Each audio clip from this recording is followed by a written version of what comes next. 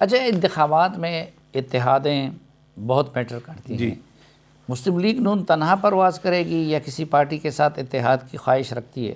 دیکھیں یہ تو ظاہر پارٹی لیڈرشپ فیصلہ کرے گی، لیکن میری ذاتی جو اسیسمنٹ ہے وہ یہ ہے کہ براڈر اتحاد تو نہیں ہوگا.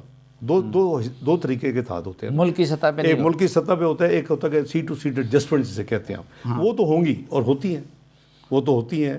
وہ زیادہ امکان کن پارٹیوں کے ساتھ ہے؟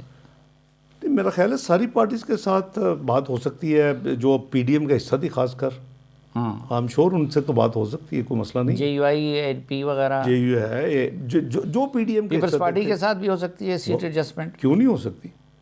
کیوں نہیں ہو سکتی؟ اور پی ٹی آئی کے جہاں ساتھ میاں نواز شریف صاحب جہاں الیکشن لڑیں گے وہ پی پی پی کا کینڈیڈیٹ نہ کھڑا کریں، جہاں وہ بلاول میں لاؤڈ تھنکنگ کر رہا ہوں تو وہاں ہم نہیں کھڑا کریں. یہ ایسی چیز تو ہو سکتی ہے. اور یہ ہمیں کوئی ڈیسنٹ پالیٹکس کی طرف چلنا چاہیے. یہ become too personal. P T I کے ساتھ بھی کئی سیٹ ایڈجسٹمنٹ ہو سکتی ہے. وہ دیکھیں ان کا ہمارا پولز اپارٹ کا پرابلم ہے اس وقت. اور جو پاکستان کو جو مسائل، آئی وش کہ وہ 9 مئی کو نہ کیا ہوتا تو شاید آپ کی بات کنسیڈر ہو سکتی. That shows the mind set of the leadership. وہ میں سمجھتا ہوں کہ وہ بیانڈ ریپیئر ہے اس وقت. آگے تو اللہ کو پتہ ہے کہ اللہ تعالیٰ وزڈم دیتے ہیں، اور وہ لائلٹی کا جذبہ، اور یہ اتنا پرسنل ایگو نہ ہو کہ جی اگر میں نہیں تو کچھ نہیں ہے، چاہے پھر ملک اڑ جائے اور فوج کو ہم اس کو قابو کر لیں. تو یہ اچھا ڈاکٹر صاحب، الیکشن کے دنوں میں ایسا ہوتا ہے کہ لوگ ایک ایک گھر جا کے ایک ووٹر کو بناتا ہے. جی. تو اپنے لیڈرشپ میں جو لوگ ناراض ہوتے ہیں ان کو بھی بناتے ہیں. جی. تو یہ جو شاہد خاقان عباسی صاحب کچھ ناراض پھرتے ہیں، تو شاہد خاقان عباسی صاحب کو بنایا جائے گا؟ دیکھیں میرا ان سے بڑا اچھا تعلق رہا ہے. وہ جب میاں صاحب پرائم منسٹر تھے تو وہ میری کئی کمیٹیوں کے ممبر تھے. ای سی سی میں تھے ایز پیٹرولیم منسٹر، وہ ایکنک میں تھے. تو ایک ابھی بھی آپ نے دیکھا کہ ای سی سی میں وہ تھے یہ 16 مہینے میں بھی. پھر جب وہ پرائم منسٹر تھے تو میں 3 مہینے کے لیے ان کے ساتھ فائنانس منسٹر تھا. تو یہ ہمارا ایک بڑا خلوص کا رشتہ رہا ہے.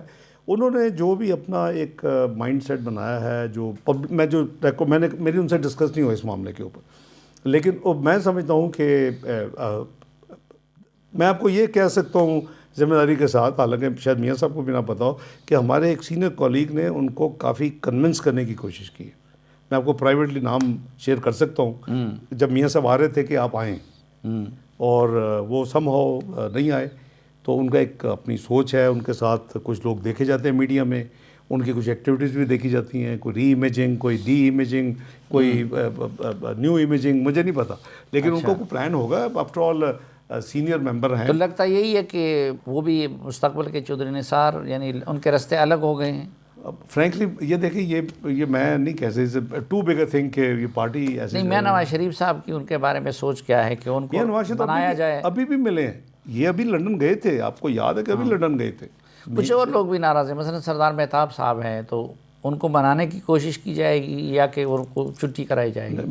It's too difficult. میرا خیال اس کا جواب میرا نو کامنٹ میں ہوگا، کیونکہ یہ تو میں نے جیسے آپ کو کہا کہ مجھے پتہ ہے کہ ہمارے ایک سینئر میاں صاحب کے بعد جو سیکنڈ ٹیئر ہے اس میں سے ایک سینئر میرے ساتھی نے ریسنٹلی بالکل پوری کوشش کی کہ شاید خاقان عباسی صاحب کو ملے. اینڈ مجھ سے انہوں نے شیئر کیا. ان کی امانت ہے، میں اس کا نام نہیں بتا رہا، لیکن ان کی اپنی ایک ہوگی مجبوری، وہ نہیں آئے. ان کو آنا چاہیے تھا، میرے خیال میں آنا چاہیے. چودھری نثار کے لیے بھی راستے بند ہیں اب.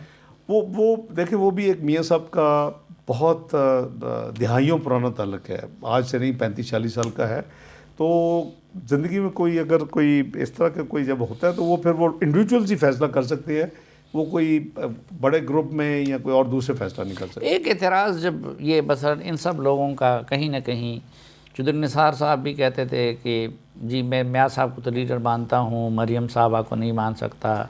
شاہد صاحب بھی کچھ جب مریم نواز صاحبہ کو عہدے دیے گئے، صرف مفتاح اسماعیل صاحب کا مسئلہ آپ سے تھا.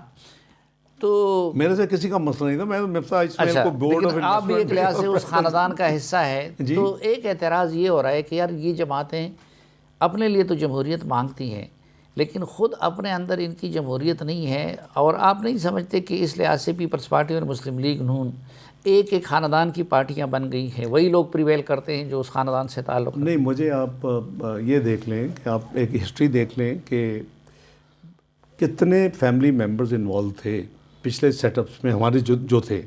شہباز صاحب ضرور صوبے میں تھے, میاں صاحب یہاں تھے, تو باقی تو پوری ٹیم جو تھی وہ نان فیملی ممبر تھی. اور اسی طرح یہ جو آپ نے نام لیا مریم نواز صاحبہ کا یا کوئی ہمارے جو یوتھ ہے, دیکھیے وی شوڈ بی ریڈی کہ اب اگلی جنریشن کو آگے لائیں. اب میں اپنی فیملی کے لمٹ تک نہیں کہہ رہا, میں سب کا کہہ رہا ہوں.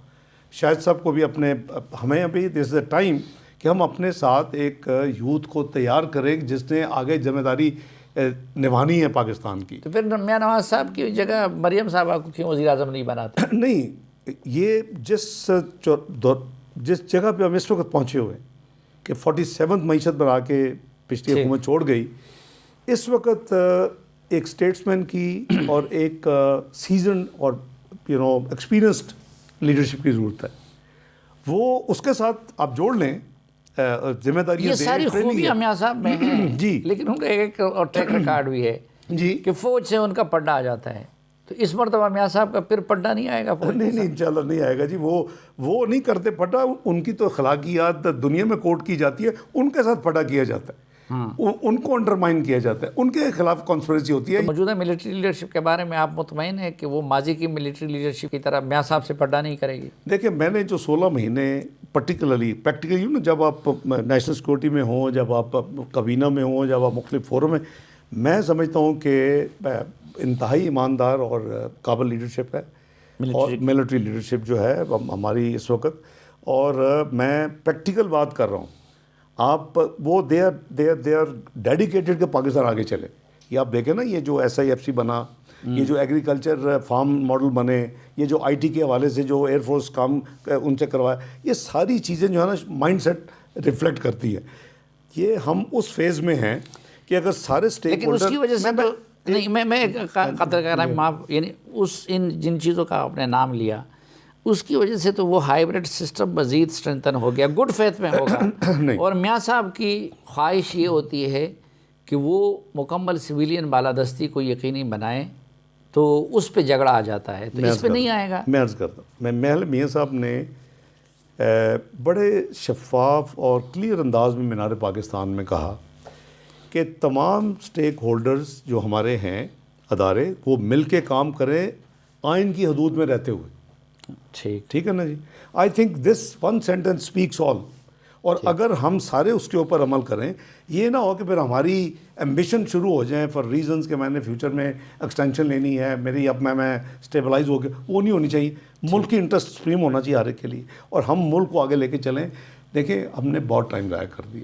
ہم جب بھی کوئی ٹیک آف کرنے لگتے, دنیا آپ کی تعریفیں کرتی تھی. سلیم صاحب آپ کو یاد ہوگا 2016-17 میں ایک واحد ٹینور ہے جس میں پاکستان میں تمام ملٹی لیٹرل اداروں کے ہیڈز آئے. ورلڈ بینک کا پریزیڈنٹ آیا, اس کی نمبر 2 آئی جو آج کا انڈونیشیا کی فائنانس منسٹر شری ملیانی, جو اس کا MD آئی IMF کی, ایشین ڈیولپمنٹ بینک کا پریزیڈنٹ 2 دفعہ آیا, ایشیا انفراسٹرکچر.